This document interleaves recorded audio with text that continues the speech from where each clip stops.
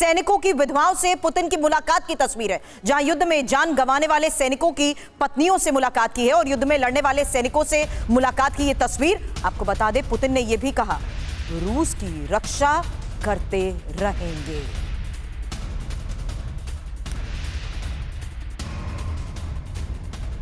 लाखों की संख्या में सैनिकों की जानें जा चुकी हैं और अभी भी यह सिलसिला लगातार जारी है और युद्ध रुकने के कोई आसार नहीं है। कितना दुर्भाग्य है। रूस के तातरस्तान में देखिए हमला हुआ है, तेल पाइपलाइन में लगी है आग, यूक्रेन से आया अटैक ड्रोन, हंगरी को होती है इस पाइपलाइन से तेल की सप्लाई और इस हमले में इस पाइपलाइन को पूरी तरह से तबाह करने की कोशिश की गई है। तस्वीरें आपके सामने हैं तातरस्तान में ये बड़ा हमला यूक्रेन का।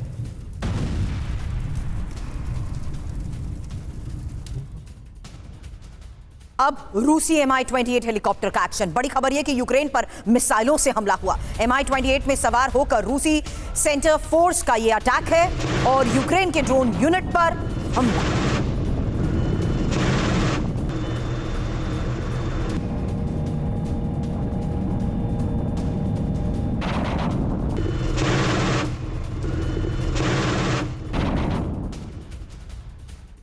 और देखिए एक और बड़ी खबर जो ये बताती है कि ये युद्ध कितना विध्वंसक हो चुका है। 2024-25 में रूस की यूक्रेन पर रिकॉर्ड बम वर्षा हुई।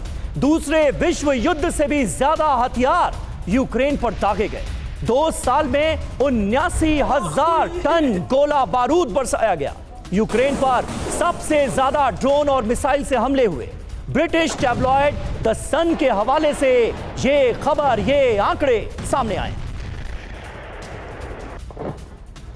हालांकि रूस की यूक्रेन पर विध्वंसक बम वर्षा की एक डिटेल जरा गौर से सुनिए, क्योंकि ये 2024-25 में रूस ने 79,000 टन बम, मिसाइल और ड्रोन बरसाए हैं। हालांकि रूस ने यूक्रेन पर 2 साल में दूसरे विश्व युद्ध से भी ज्यादा बम गिराए हैं। समीर जी हां, सिर्फ 2025 की बात की जाए तो रूस ने यूक्रेन पर 40,000 टन हथियार दागे।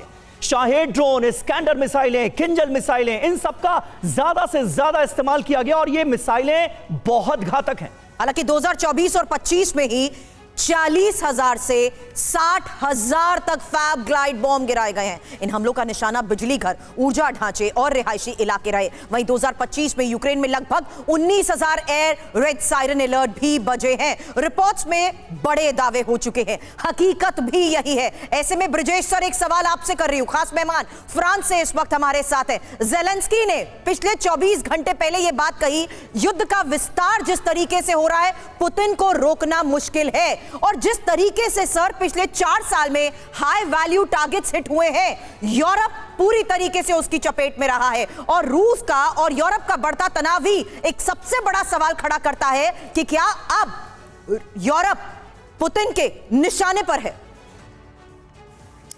Good morning everyone. Morning sir. देखिए, मैं जब ये वार स्टार्ट हुआ था तो मैं सेम डे सेशन ज्वाइन किया था। मेरा खुद भी ओपिनियन था कि शायद ये वार रसिया के सामने यूक्रेन कुछ भी नहीं है, शायद हार्डली 1 हफ्ते में क्लोज हो जाएगा, लेकिन एक्चुअली ऐसे हुआ नहीं। उसका 2 रीज़न था। एक रीज़न ये था कि रसिया, इसमें यूक्रेन लगता था छोटी कंट्री है और रसिया के लिए कुछ भी नहीं है। प्रॉब्लम क्या है कि सभी पहले ने बोला कि यूएस का प्रॉब्लम है, यूएस इसके पीछे राजी है, मतलब मेन कल्पिट है या यूक्रेन या यूरोप मेन कल्पिट है। मेरे हिसाब से यूक्रेन खुद ही इसके लिए मेन कल्पिट है, क्योंकि यूक्रेन खुद डिसाइड नहीं कर पा रहा था कि वो यूरोप के साथ जाए, यूरोप का डिसीजन मेकर करे या यूएस को इन्वॉल्व करे पीस के लिए। हॉनेस्टली बताओ, यहाँ 4 साल के बाद जो ठीक है पॉलिटिकल सपोर्ट यूरोप का है यूक्रेन के साथ, बट जो इमोशनल सपोर्ट था यूरोपियन पीपल का, वो एकदम कट ऑफ हो गया है। पहले नॉर्मली मैं देखता था कि यूक्रेन झंडे को लोग, फ्लैग को लोग अपने पास लगा के जैकेट में लगा के घूमते थे, या जो यहाँ पे एडमिनिस्ट्रेटिव ऑफिस थे वहाँ पे यूक्रेन के झंडे लगे रहते थे, उन्होंने उसको भी हटा दिया। अब आते ही वार ख़त्म ही नहीं क्यों रहा और कैसे यूरोप जद में आ रहा। देखिए, डिपेंडेंसी एक बहुत बड़ा मेन कारण है। आप मीडिया में आप कुछ भी देख सकते हैं, क्या रसिया यूक्रेन पे कब्जा, यूरोप पे कब्जा करेगा या डिमोलाइज करेगा। हॉनेस्टली बैक एंड में कुछ बहुत सारा डिफरेंस है। यूरोप की काफ़ी डिपेंडेंसी है क्रूड ऑयल्स एंड गैस को लेकर। क्या हमने बंद कर दिया? क्या यूक्रेन या क्या यूरोप ने स्टॉप कर दिया लेना? ऐसा नहीं है, ठीक है। डायरेक्ट रूप से नहीं किया, बट इनडायरेक्ट रूप से तो यूज ही कर रहे हैं। तो जो डिपेंडेंसी है यूरोप का बड़ी रसिया चाइना से, वो नहीं ख़त्म हुआ है। तो जब तक आप एक साइड में आप यूक्रेन का सपोर्ट करते हैं, फाइनेंशियली ऐड देते हैं, दूसरे साइड में आप दिखाते हैं कि मैं सस्पेंशन कर रहा हूँ, बट जो सच्चाई है ये बहुत फार अवे है। तो उसका मेन रीजन ठीक है। है जी